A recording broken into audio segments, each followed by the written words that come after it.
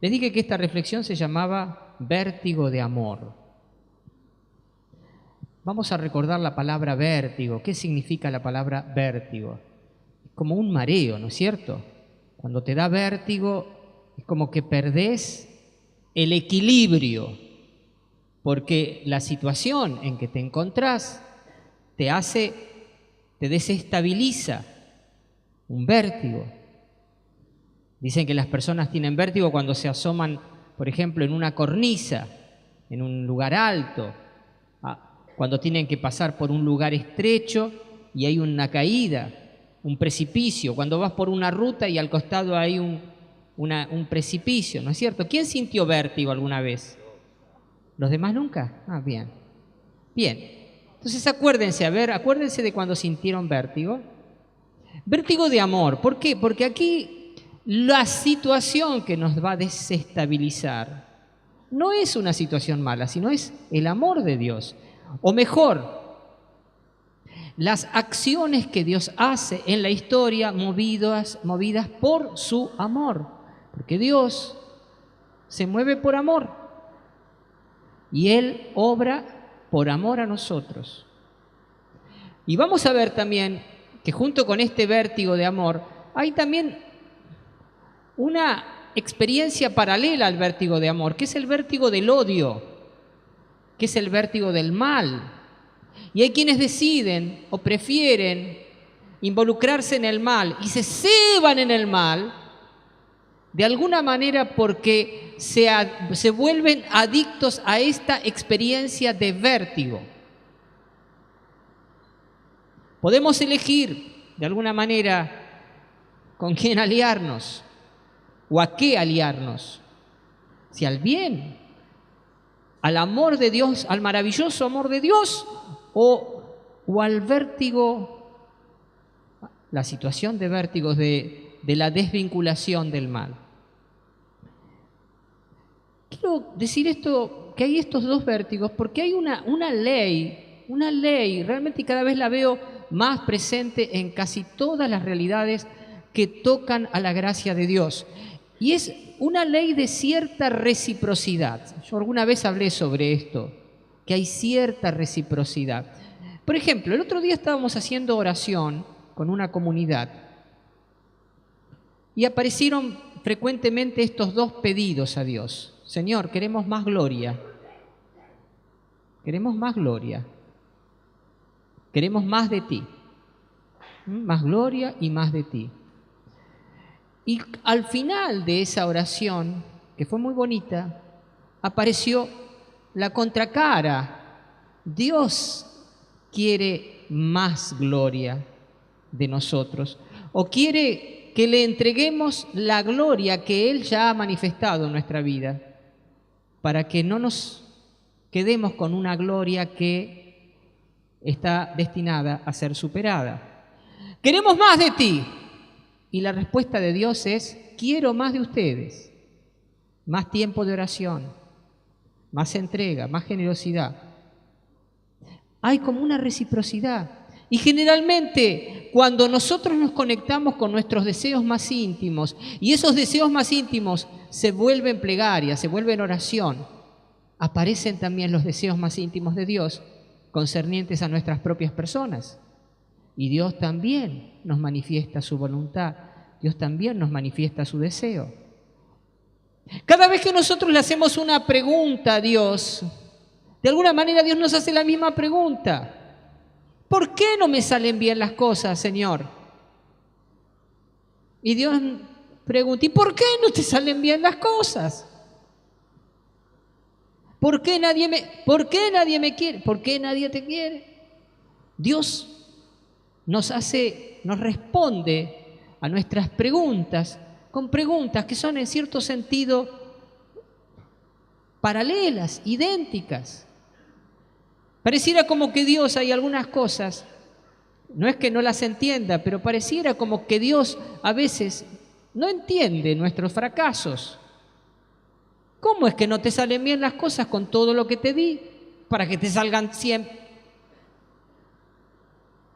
Como que esas preguntas a veces parecieran al menos, no quiero decir que siempre sea así, Pero a veces esas preguntas parecieran denotar nuestra necesidad de sacarnos las responsabilidades de encima, de nuestros propios fracasos, de nuestras propias equivocaciones, de nuestros propios yerros.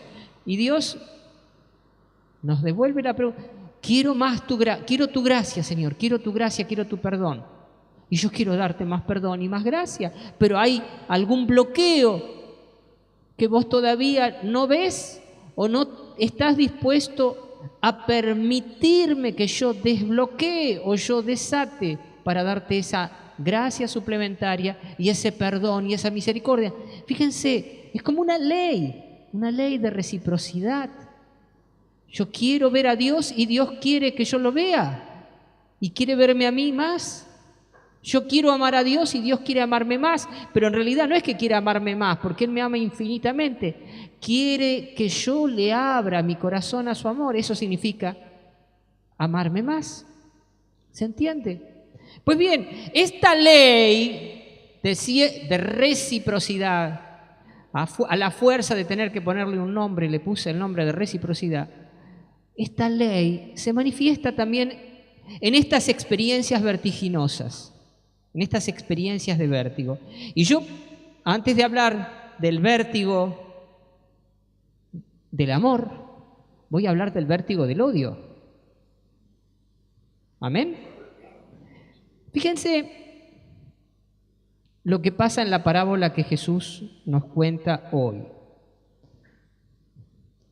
Un hombre tenía una viña, o mejor dicho, tenía una tierra, plantó una viña, y fíjense todos los detalles de este cuidado que refleja el cuidado de Dios para con nosotros.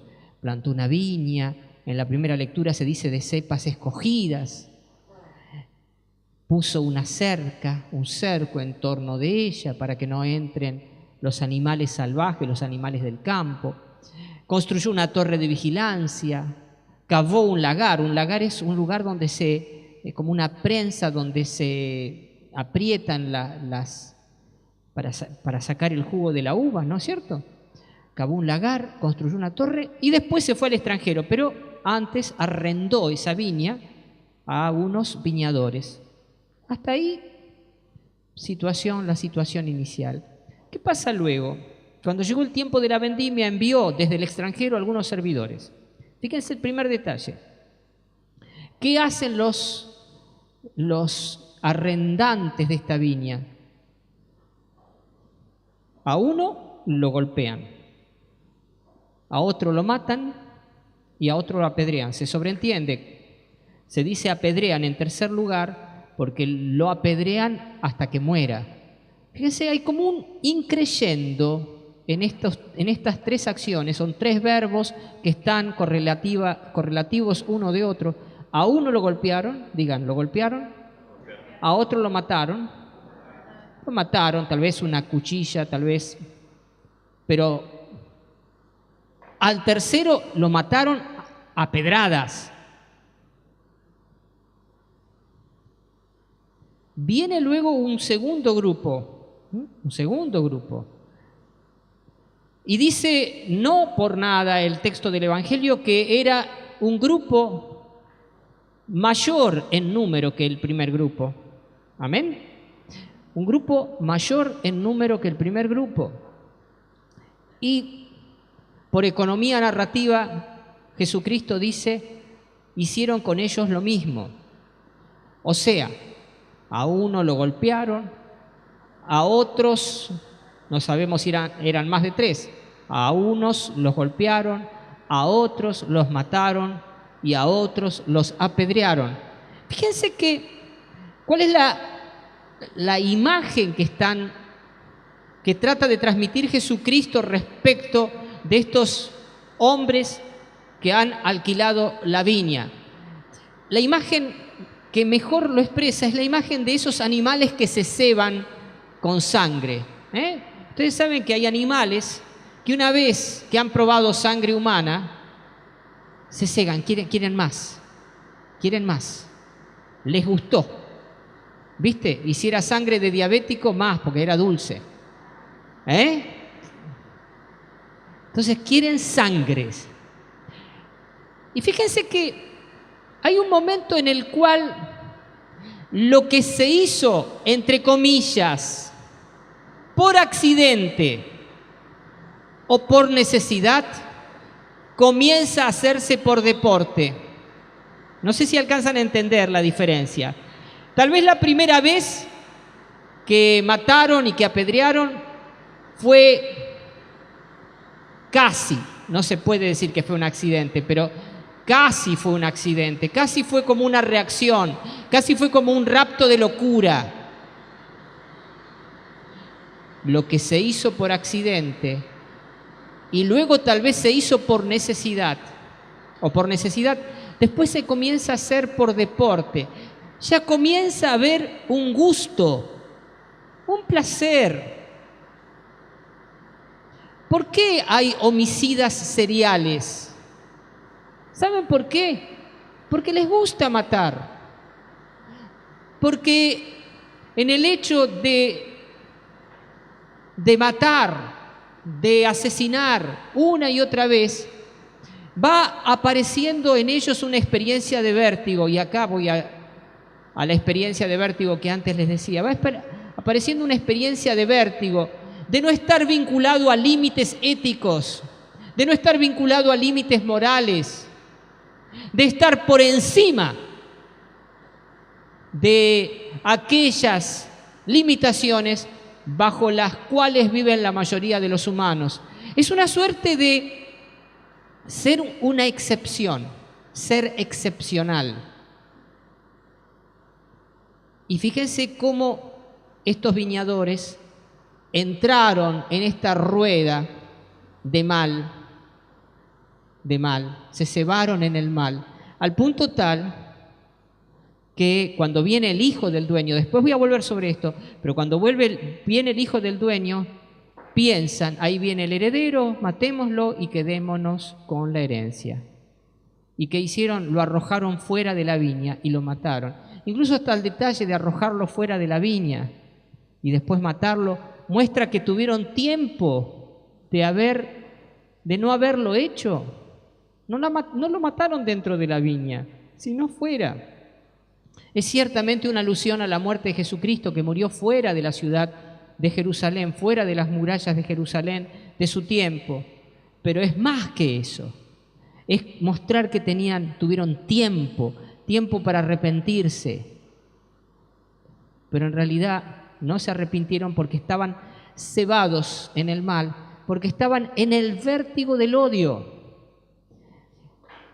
¿Cómo caratular este vértigo? Trataba de imaginármelo. ¿Qué es este vértigo del odio? Es como un sentimiento enfermizo que lleva a cebarse en el mal. Miren, me vinieron como tres, más que definiciones, son como tres descripciones de este vértigo. Es una exaltación delirante. Fíjense, es una exaltación, pero delirante. Es una suerte de, ¿qué es estar exaltado? ¿Qué es sentirse como, es como un éxtasis? Pero no un éxtasis que nos conecta con Dios, es un éxtasis de delirio, de locura. Es como una exaltación delirante. Es como la segunda descripción, es una locura autorreferencial. El Papa utiliza muchas veces esta palabra autorreferencial. Yo soy el referente de mí mismo. Yo soy la ley de mí mismo. Yo soy la medida de todas las cosas. El hombre son los dictámenes de mi propio ombligo quienes rigen mi propia vida. Exaltación delirante, locura autorreferencial. Y en tercer lugar, este vértigo de odio, ¿qué es? Es un sentimiento de libertad desvinculada. Digan, sentimiento de libertad desvinculada. Bueno, díganlo con un poco más de vinculación, con sentimiento de libertad desvinculada. ¿Cómo? Se vino bravo el padrecito hoy, con todas estas palabras difíciles. Entonces, una exaltación delirante, una locura autorreferencial, un sentimiento de libertad desvinculada. ¿Qué significa? Fíjense la palabra vínculo. La palabra vínculo es una linda palabra, ¿no es cierto? Vínculos hace referencia a las relaciones. Yo soy hijo, yo soy padre, yo soy hermano. Son vínculos, ¿de acuerdo? Soy esposo, soy esposa, soy jefe, soy obrero. Son vínculos. Mi vida transcurre en vínculos. Pero ahora bien, los vínculos de alguna manera limitan mi ser, posibilitan mi ser, pero también limitan mi ser. ¿Por qué? Porque estoy vinculado, yo no puedo hacer lo que quiero en cualquier parte. Si yo estoy vinculado con una mujer o con un hombre, yo no me puedo acostar con todo el mundo. ¿No es cierto? Pero ¿en qué consiste este sentimiento de libertad desvinculada? Significa que yo ya soy yo y no hay vínculos, no hay nadie que me pueda poner ningún límite. Es una soledad, este es el efecto, es una soledad inmensa, pero lograda a precio de establecer mi voluntad como el bien absoluto. Este es el vértigo del mal. Y cuando uno entra en este vértigo del mal, no hay ni Dios ni nadie que me pueda pedir cuentas. Mi querer, mi más mínimo querer, se vuelve la ley absoluta de mi vida. No sé si están viendo en lo que consiste este vértigo del mal. Es una situación... Fíjense, este vértigo del mal aparece claramente en una canción de Joaquín Sabina. Claramente. Una canción que tiene bastantes años, que sugestivamente se llama Mi amigo Satán, donde él describe en última instancia una experiencia de pacto con el demonio, y donde se ve a sí mismo exaltado por sobre las estrellas. Esta experiencia de vértigo del mal es la experiencia de la temeridad loca. Por ejemplo, a ver, si un chico, una chica se compran una moto y andan a 300 kilómetros por hora, alcoholizados y drogados, pensando que la ley no tiene nada que decirles, que la ley es para los demás, es justamente el vértigo delirante de pensar que a mí no me va a pasar nada y que yo puedo decidir y definir mi vida como quiera.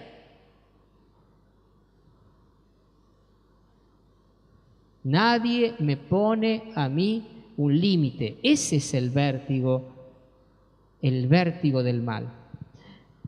¿Más o menos se entendió la idea? Pero frente a este vértigo, en el cual muchos sucumben, ¿por qué? Porque evidentemente vivir en esta situación de vértigo tiene su atractivo. Claro que tiene su atractivo. Claro que tiene su atractivo. Si no, no habría quien lo elegiría. No sé, hay gente que lo elige, por algo es, porque tiene un aspecto de alguna manera... A ver, detrás de determinadas loas a una libertad irrestricta, ¿qué hay? Yo soy libre, ¿qué? ¿Y a mí qué? ¿Qué me importa lo que me digan los demás? ¿Y qué me importa lo que diga Dios? Yo defino mi vida como quiero. Fíjense, detrás de ciertas ideologías que establecen la libertad no como un valor, sino como el valor absoluto y único de la vida, hay esto. No estoy diciendo que la libertad no sea buena, al contrario, Dios nos hizo libres. Pero no solo nos hizo libres, nos hizo inteligentes, nos hizo personas vinculadas, nos hizo hijos de Él. y nos hizo ir descubriendo paulatinamente el bien, la verdad. ¿Se entendió más o menos? Frente a este vértigo está el vértigo del amor de Dios. Aquí, queridos hermanos, ojalá pueda explicarlo con la ayuda de Dios de una manera tal que nos dé alegría asomarnos a este precipicio, a este abismo del amor de Dios. Más allá del miedo que pueda provocarnos. ¿Dónde aparece en la parábola este vértigo?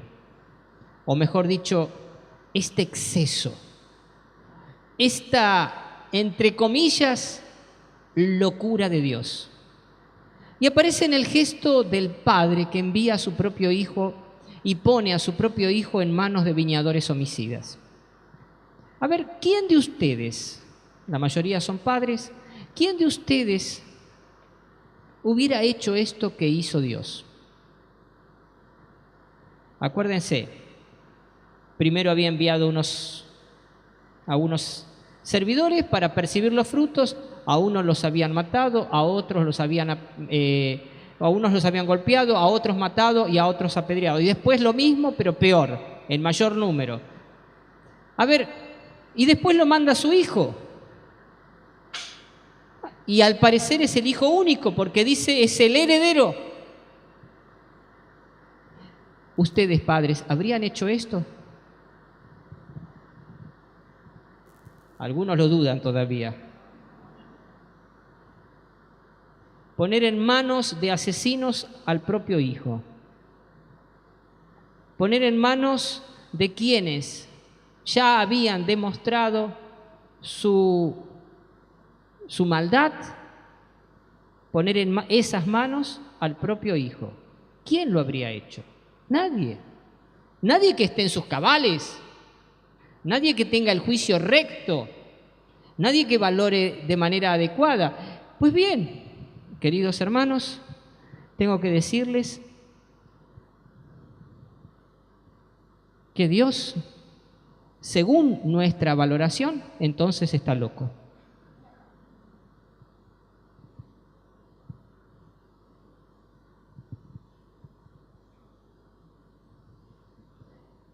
¿Qué es lo que hay en el trasfondo entonces de este gesto de enviar al propio hijo?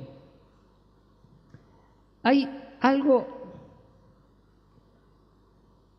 que es que Él, Dios, todavía cree en un resto ético en la conciencia de los más embrutecidos.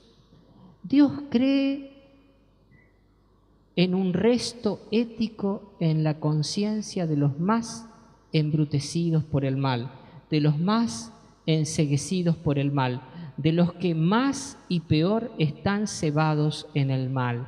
Dios cree. De hecho, el envío del Hijo no responde a una apuesta, sino a una certeza por parte del padre del dueño de la viña. Pensaba, dice el relato, respetarán a mi hijo. No lo mandó para que lo maten. Lo mandó porque estaba seguro de que lo iban a respetar. Estaba seguro de que ante la presencia del Hijo, por más que se hubieran cebado en el mal, por más que estuvieran atacados de vértigo de odio, sin embargo, iban a responder de una manera coherente con la ética, coherente con el bien. Dios cree en un resto ético y cree que el riesgo que corre puede tocar, puede conmover alguna fibra íntima de ellos. Fíjense, me imaginaba esto así, ¿no? Que el gesto de Dios de enviar a su propio Hijo es como una mano que Dios pone sobre un corazón de piedra. Es como una mano capaz de resucitar a un corazón de piedra.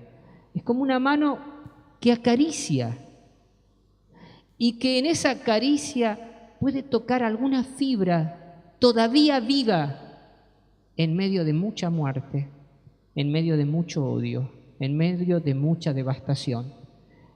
Y Dios sabe de estas cirugías mayores, en donde no alcanza ningún bisturí, sino solamente la sutileza del amor. Dios cree que su riesgo puede tocar, puede conmover, puede resucitar alguna fibra íntima de ellos. A ver, vamos ahora a procurar entrar en esta altura.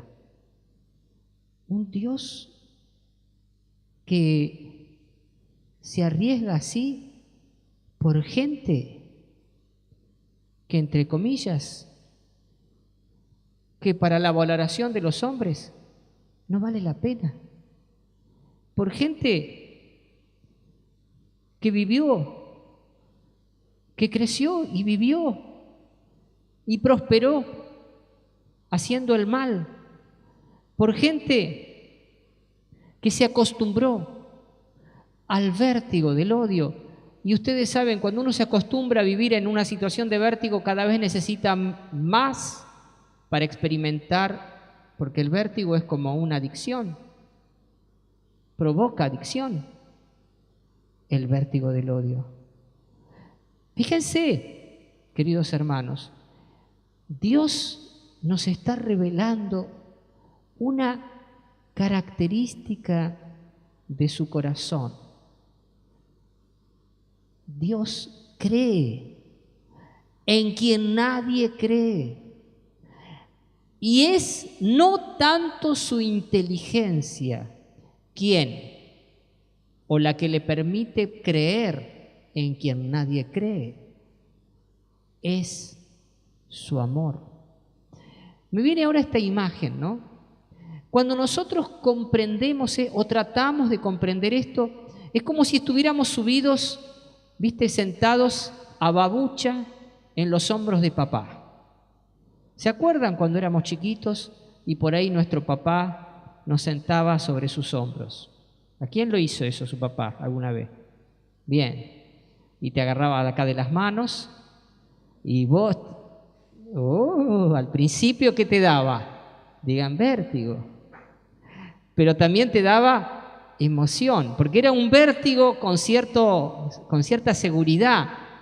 No es el vértigo de la locura, no es el vértigo de quien se tira de un precipicio, no es el vértigo del que se tira de un avión sin paracaídas. A ver, quiero saber lo que se siente cayendo. Bueno, vas a sentir, pero después no se lo vas a poder contar a nadie. ¿Sí? Es el vértigo que tiene la seguridad de la confianza. Ese vértigo. Hoy Dios nos dice, deja que te lleve sobre mis hombros. Deja que te haga ver desde la torre de vigilancia que yo construí, desde la torre altísima de vigilancia que yo construí en mi viña. Deja que te preste mis anteojos, o de que te haga trasplante de ojos para que vos veas lo que yo veo, para que vos arranques de tu corazón tus prejuicios. Pero Dios, te pueden salir mal las cosas si haces las cosas así. Pero Dios, es una locura que mandes a tu hijo. Y sí, para nosotros es una locura. De hecho, se lo mataron al Hijo de Dios, ¿o no? Se lo mataron, y se lo mataron con la peor de las muertes que se podía haber imaginado para ese momento. Con la peor. Torturado, muerto, humillado, como un malhechor. ¿Le salieron mal las cosas a Dios? No. Y acá sigue Sigue Dios llevándonos a babucha de Él, a upa, acá arriba, sobre sus hombros, y diciéndonos, no, hay más vértigo todavía que quiero que vos tengas, y mostrarte cosas. Yo nunca dejaré de amar a los hombres. Ni aún en el infierno. Ni aún en el infierno. Yo no puedo dejar de amar porque mi esencia es el amor. Yo no puedo dejar de amar. Pero yo no puedo obligar a nadie que me ame porque es propio del amor la libertad. Yo no quiero obligar a nadie que me ame, aunque quiero que todos me amen, porque sé que en el amor está su bien y su felicidad, porque sé que los creé de la nada para que amen, pero no puedo obligar a nadie que me ame, ni obligar a nadie que sea. Si alguien amara por obligación, ya no sería amor, sería otra cosa, pero no sería amor. Hermanos, vamos a hacer ahora un momentito de silencio. Y vamos a pedir al Señor, Señor, yo este amor escandaloso, para nosotros es escandaloso. Hay una canción que no sé cómo, que se llama Escándalo de Gracia, Scandal of Grace. Es un escándalo. Humanamente este amor es un escándalo para los hombres. Cuando nos subimos y contemplamos este amor nos hace perder el equilibrio, nos hace experimentar un vértigo de amor.